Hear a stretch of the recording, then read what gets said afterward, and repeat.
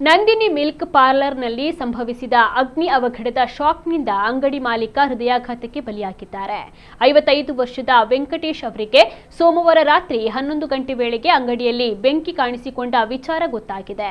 ಇದರಿಂದ ತಕ್ಷಣ ಸ್ಥಳಕ್ಕೆ ಧಾವಿಸಿದ ಅವರು ಸ್ಥಳೀಯರ ಸಹಾಯದಿಂದ ಬೆಂಕಿಯನ್ನು ನಂದಿಸಿದ್ದಾರೆ. ಆದರೆ ಈ ಘಟನೆ ಅವರನ್ನ ತೀವ್ರವಾಗಿ ಆಘಾತಕ್ಕೀಡು ಮಾಡಿದ್ದು, ಅವರು ಅಂಗಡಿಯ ಮುಂಭಾಗದಲ್ಲೇ ಕುಸಿದು ಬಿದ್ದಿದ್ದಾರೆ.